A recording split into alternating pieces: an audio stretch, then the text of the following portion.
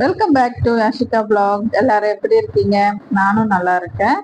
இந்த vlogல நீங்க என்ன பார்க்க போறீங்கன்னா, நம்ம சேனல்ல பசங்களுக்கு ஒரு வழியா திரும்ப ஸ்கூல் ஸ்டார்ட் பண்ணிட்டாங்க. ஸ்டார்ட் பண்ண ஒரு நாள் தான் மறுநாளே வந்து லீவ் விட்டுட்டாங்க. ஏன்னா ஃப்ரைடே, குட் ஃப்ரைடே சொல்லிட்டு, அதனால அன்னைக்கு லீவ்ன்றதுனால நம்ம டே வந்து அன்னைக்கு ஒரு 6 மணிக்கு தாங்க ஸ்டார்ட் ஆயிடுச்சு.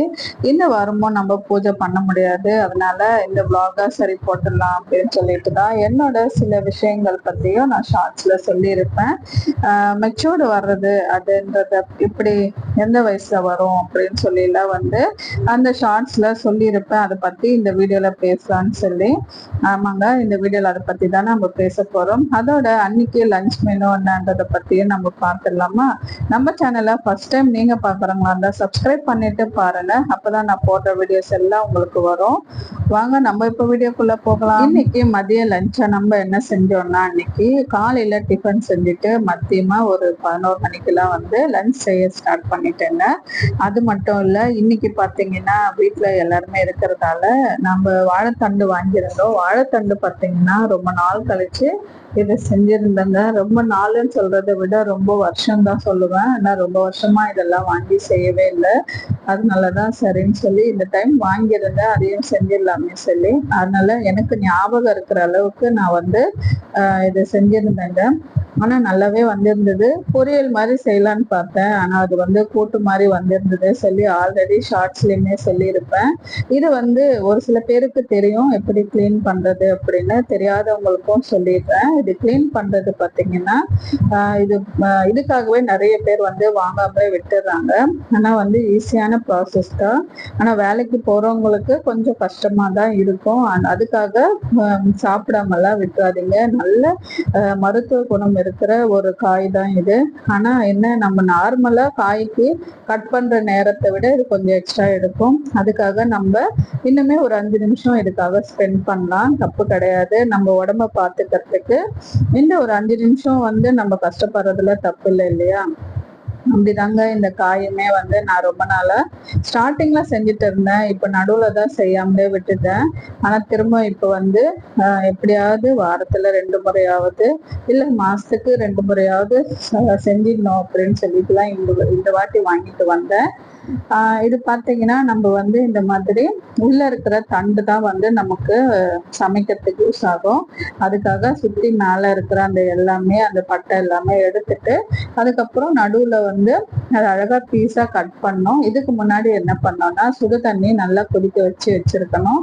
அந்த சுடு தண்ணியில வந்து நம்ம இந்த கட் பண்ண அந்த எல்லாத்தையுமே வந்து காய் எல்லாத்தையுமே அதுல போட்டுட்டே வரணும். போட்டுட்டே வரும்போதுதான் அது வந்து கருகாது. இல்லைன்னா நமக்கு வந்து ஒரு துவர்ப்பு அந்த ஒரு இது வரும். அதுக்காக தான் இந்த மெத்தட் வந்து செய்வாங்க. இது எல்லாமே கட் பண்ணி வச்சுட்டு அதுக்கப்புறமா அதுல பாத்தீங்கன்னா ஒரு குச்சி அந்த மாதிரி வச்சு நடுவுல நல்லா ரவுண்டா வச்சு நம்ம சுத்தும் போது அதுல இருக்கிற நாறு எல்லாமே வந்து அழகா வந்துருவாங்க. அது வந்து நம்ம 2-3 வாட்டி செஞ்சுட்டே இருந்தோம்னா அந்த இருந்த நார் எல்லாமே வந்துடும். அப்போ அது மாதிரி செய்யும் போது நார் எதுவுமே வரலன்னா காயில எதுலையுமே நார் இல்லைன்னு தான் அர்த்தம். அந்த மாதிரி தான் நான் அன்னைக்குமே செஞ்சிருந்தேங்க. ஒரு 2 வாட்டி தான் வந்து நல்ல காய் நார் எல்லாம் வந்திருந்தது. அதுக்கப்புறம் பாத்தீங்கன்னா அந்த அளவுக்கு நார் வரல. 2-3 வாட்டி திரும்ப எக்ஸ்ட்ராவுமே செஞ்சு பார்த்தேன், நாருமே வரல. அதுக்கப்புறமா தான் நம்ம வந்து இது வந்து சமையலுக்கு ரெடியா இருக்கும் அப்படின்னு சொல்லிட்டு எடுத்து வச்சு, அதுக்கு முன்னாடி பாத்தீங்கன்னா பாலக்கீரை போட்டு பருப்பு போட்டு வந்து சாம்பார் மாதிரி வச்சிருந்தேன். அதையும் கூடவே சைட்ல ரெடி பண்ணி வச்சுட்டு அதுக்கப்புறமா தான் இந்த பொரியல் செய்ய ஸ்டார்ட் பண்ணியிருந்தேங்க. பொரியல் சொல்லக்கூடாது, கூட்டுன்னு தான் சொல்லணும்.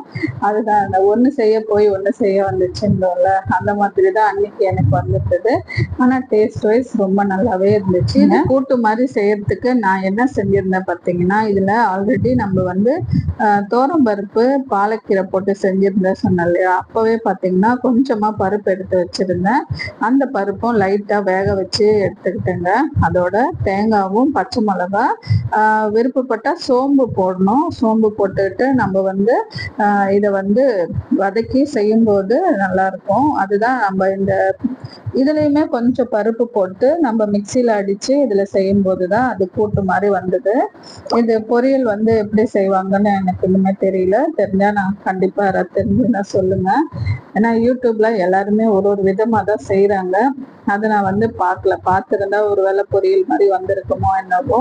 நம்ம வந்து தெரிஞ்ச மாதிரி செய்யலான்னு சொல்லிட்டு நான் அன்னைக்கு செஞ்சதால அது கூட்டு மாதிரி தான் வந்துருந்துச்சுங்க. இப்படியுமே செஞ்சேன், நல்லாவே இருந்துச்சு. நான் இதை எப்படி கிளீன் பண்றேன், எப்படி செய்யறேன்றத பார்த்துட்டு நீங்களும் நம்ம மெச்சூரிட்டி பத்தி வந்து இந்த டாபிக்ல பேசலாம்னு சொல்லியிருந்தேன் இல்லையா, அதை பத்தியுமே வந்து நீங்களும் உங்களோட கருத்தும் கண்டிப்பா சொல்லுங்க. எனக்கு தெரிஞ்ச விஷயத்தையும் கண்டிப்பா இதை சொல்றேங்க. மெச்சூரிட்டின்னா வந்து ஒரு வயசுக்கு மேல, அதாவது 30 வயசுக்கு மேல அதுக்கு உள்ள இருக்கிறவங்க வர்ற அனுபவத்தை பொறுத்துதான் வந்து மெச்சூரிட்டி அப்படின்னு சொல்றது. அந்த மெச்சூரிட்டி என்ன அப்படின்றத பத்தி இதுல பார்க்கலாங்க. எனக்கு பாத்தீங்கன்னா எனக்கு தோன்றின விதத்துலதான் நான் இப்போ உங்களுக்குமே சொல்றேன். மெச்சூரிட்டின்றது பார்த்தீங்கன்னா ஒரு 30 வயசுக்குள்ளேயே வந்து பெண்களுக்கு சரி, ஆண்களை பத்தி எனக்கு அந்த அளவுக்கு தெரியல, பெண்களை பத்தி சொல்றேன். பெண்கள் வந்து ஒரு 30 வயசுக்குள்ள பார்த்தீங்கன்னா ஒரு சில பேர் வந்து நல்லாவே அந்த வளர்ந்த விதம்னு ஒன்று இருக்கு இல்லையா, அது வந்து நல்லாவே தெளிவா இருக்கிறவங்களும் இருக்காங்க. ஒரு சில பேர் வந்து ரொம்ப பயந்த சுபாவம் இருக்கிறவங்களும் இருப்பாங்க. அவங்க பார்த்தீங்கன்னா யார் என்ன சொல்றாங்களோ அதை கேட்டு நடந்துக்கிறவங்களா இருப்பாங்க. ஒரு சில பேர் வந்து நல்லாவே வந்து அவங்களே யோசிச்சு ஒரு சில விஷயத்த வந்து அவங்களே செய்வாங்க. அந்த மாதிரி நிறைய தரப்பா வந்து நிறைய ஆளுங்க இருப்பாங்க. அந்த மாதிரி நீங்க எந்த அளவுக்கு மெச்சூரிட்டியா இருக்கீங்கன்றத மறக்காம சொல்லுங்க. ஒரு வயசுக்கு மேல வர்ற பொறுப்புகள் சரி, அவர்களுக்கு வர வாழ்க்கையோட சேர்ந்து வர அனுபவங்கள் சரி, அது எல்லாமே தான் அவங்கள வந்து ஒரு மெச்சூரிட்டியான ஒரு லெவலுக்கு வந்து கொண்டு போகுதுங்க. ஒரு வயசுக்கு மேலதான் அது எல்லாமே நடக்கும். ஏன்னா இப்ப பாத்தீங்கன்னா ஒரு சிலர் வந்து அதிகமா கோவப்படுவாங்க. ஒரு சின்ன வயசு, ஒரு 25 வயசுக்குள்ள அந்த மாதிரி இருக்கும்போது, அதுவே அவங்கள பார்க்கும்போது ஒரு 40 வயசு அந்த மாதிரி இருக்கும்போது பாத்தீங்கன்னா அவ்வளோ காமாவும் இருப்பாங்க, அவ்வளோ கைண்டாவும் பேசுவாங்க. அப்படி இருக்கும்போது அவங்கள வந்து நம்ம எப்படி சொல்றது, மெச்சூரிட்டி லெவல் தான் சொல்லணும். ஏன்னா வந்து அவங்க வந்து அந்த கோவத்தினாலையும் அந்த மாதிரி இருக்கிறதால வந்து நிறைய ப்ராப்ளம்ஸ் வந்து ஃபேஸ் பண்ணியிருப்பாங்க கண்டிப்பா. அதனாலதான் சொல்றேன். ஏன்னா அப்படி இருக்கும்போது வர்ற ப்ராப்ளம்ஸ்னால அவங்க வந்து இப்போ நம்ம அப்படி பேசினதாலேயோ அவங்க செஞ்சதாலேயோ இந்த ப்ராப்ளம் வந்துச்சு அப்படின்னு சொல்லி அவங்க வந்து அப்ப யோசிப்பாங்க ஒரு இடத்துல. அந்த நேரத்துலதான் வந்து அவங்களுக்கு தோணும், என்னடா நம்ம இப்படி செஞ்சிட்டோமே, இதை செய்யாம இருந்திருக்கலாமே அப்படின்னு சொல்லி ஒரு வயசுலதான் தோணும்.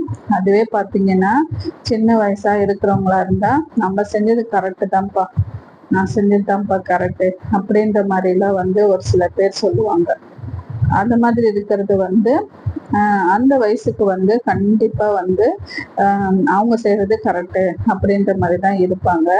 நம்ம பக்கத்துல இருக்கவங்க என்னதான் அறிவுரை சொன்னாலுமே அவங்க காதலே போட்டுக்க மாட்டாங்க. அப்படிதாங்க ஒரு வயசுக்கு மேலதான் பாத்தீங்கன்னா அந்த மெச்சூரிட்டி லெவல் வரும். அதே மாதிரி அவங்க அந்த மெச்சூரிட்டி லெவல் வர்றதுக்கு, அவங்க அந்த வாழ்க்கை கடந்து வர்றதுக்கு அதுக்கான அவங்க பட்ட வந்து கஷ்டங்கள் எல்லாமே பாத்தீங்கன்னா வந்து எப்படி சொல்றது, ரொம்ப கஷ்டப்பட்டுதான் அந்த இடத்துக்கு வந்து வந்திருப்பாங்க. ஆனா மத்தவங்களை வந்து அது பகைச்சிக்க கூடாது, இதனால வந்து பிரச்சனை வேண்டாம் அப்படிலாம் வந்து யோசிக்க ஆரம்பிப்பாங்க. என்னடா இவங்களா இப்படி யோசிக்கிறாங்கன்ற நிலைமைக்கு பக்கத்துல இருக்கவங்க பார்த்து ஆச்சரியப்படுற அளவுக்கு ஒரு சில நேரத்துல அவங்க வருவாங்க. ஏன்னா அவங்க வந்து அந்த அதனால ஏற்பட்ட வலியும் சரி, கஷ்டமும் சரி, அந்த விஷயத்தால அவங்க குடும்பத்துல இருக்கவங்களும் வந்து கஷ்டப்பட்டிருப்பாங்க இல்லையா, அது எல்லாமே தான் அவங்கள ஒரு விதத்துல பக்குவப்படுத்திட்டு வந்திருப்போம். அதுக்காக தான் அவங்க வந்து பாத்தீங்கன்னா எவ்வளோ விஷயத்துல அவங்க வந்து கோவப்படுறவங்களா இருக்கலாம், பொறாமப்படுறவங்களா இருக்கலாம், எப்படி வேணாலும் இருக்கலாம். ஒரு வயசுக்கு மேல வந்து அது எல்லாத்தையுமே வந்து அப்படியே மாத்திப்பாங்க. அதுதான் சொல்றேன். ஒரு வயசுக்கு மேலதான் அந்த எல்லாமே தோண வரும். அதுதான் சொல்றேன். அந்த வயசு வர்ற வரைக்குமே வர்ற கஷ்டம் எல்லாத்தையுமே வந்து அழகா மெச்சூரிட்டியா வந்து நம்ம ஃபேஸ் பண்ணிட்டு போகணும். அப்படிதான் அந்த இது வந்து நம்ம மேற்கொண்டு போகணுமே தவிர, எல்லாத்துக்குமே வந்து அந்த வயசு வர்ற வரைக்கும் தான் நம்ம வெயிட் பண்ணி பார்க்கணும் அப்படின்னு நினைக்கிறது வந்து ரொம்பவே தப்பு. நம்ம வந்து எல்லா விஷயத்தையுமே ஒரு விஷயத்த செய்ய போறோம்னா முன்னாடியே யோசிச்சு, அதனால என்ன வரப்போகுது, என்ன பலன் வரப்போகுது, என்ன கஷ்டம் வரப்போகுது அப்படின்னு சொல்லி எல்லாத்தையுமே யோசிச்சுட்டு செஞ்சோம்னா இவ்வளோ பிரச்சனைகள் எதுவுமே நமக்குமே வராது. அதுதாங்க சொல்றேன். ஒரு விஷயத்த செய்யறதுக்கு முன்னாடி நல்ல மெச்சூரிட்டியா அந்த விஷயத்தினால என்ன நமக்கு யூஸ் இருக்கு, என்ன இதனால பாதிப்பு இருக்கு, என்ன நல்ல விஷயம் இருக்கு, எல்லாத்தையுமே யோசிக்கிறதாங்க மெச்சூரிட்டி. அதை பத்தி யோசிச்சுட்டு அந்த விஷயத்துல நம்ம இறங்கணும் போது நல்லாவே இருக்கும். அந்த விஷயமும் ரொம்ப நாளைக்கு அது வந்து நீடிச்சியும் வரும், நீடிச்சு நினைச்சு இருக்கும் நம்ம கூடவே. அதுதான் சொல்றேன். இப்போ 40 வயசுக்கு மேல ஒரு சில பேர் வேலை வந்து ஸ்டார்ட் பண்ணுவாங்க, தொழில் ஸ்டார்ட் பண்ணுவாங்க. அப்படிலாம் இருக்கும்போது அது வந்து நிரந்தரமா நல்ல விதமாவும் இருக்கும், லைஃப் லாங்கா அவங்களுக்கு. இதுவே அதுக்கு கீழே 40 வயசுக்கு கீழே அவங்களுக்கு வந்து தொழில் வளர்ச்சி இருக்கு அப்படின்னும் போது அதை வந்து மேற்கொள்றதுக்கு அவங்களுக்கு வந்து நல்ல மெச்சூரிட்டி இருந்துச்சுன்னா ஓகே. அப்படி இல்லைன்னா பார்த்தீங்கன்னா ஒரு சில விஷயத்த அவங்களால நல்ல விதமா ஹேண்டில் பண்றதுக்கு ரொம்பவே கஷ்டப்படுவாங்க. அதனால அவங்க நிறைய விஷயங்கள் வந்து இழக்க நேரலாம், என்ன வேணாலும் நடக்கலாம். அதனாலதான் சொல்றேன். ஒரு 40 வயசுக்கு மேலதான் வந்து நிறைய பேர் வந்து பாத்தீங்கன்னா இந்த தொழில் தொடங்குறது இருக்கட்டும், வீடு கட்டுறது, இந்த மாதிரி புதுசா வேலை பார்க்கறது, அந்த மாதிரி விஷயங்கள் அவங்க கஷ்டத்து காலத்துக்கு பொறுத்து ஒரு சில பேருக்கு அமையும். அந்த மாதிரி அமையும் போது என்னடா இது 40 வயசு ஆகியுமே இன்னுமே நம்ம இப்படி இருக்கோமே, இன்னுமே இப்படி இல்லாம எதுவுமே இல்லாம இருக்குமே அப்படின்லாம் வந்து நிறைய பேர் வந்து ரொம்பவே வெறுத்துலாம் பேசுவாங்க, வெறுத்து நினைப்பாங்க அவங்களுக்குள்ளவே. அந்த மாதிரி வந்து அவங்க எப்பவுமே நெகட்டிவாவே நினைக்கவே கூடாது.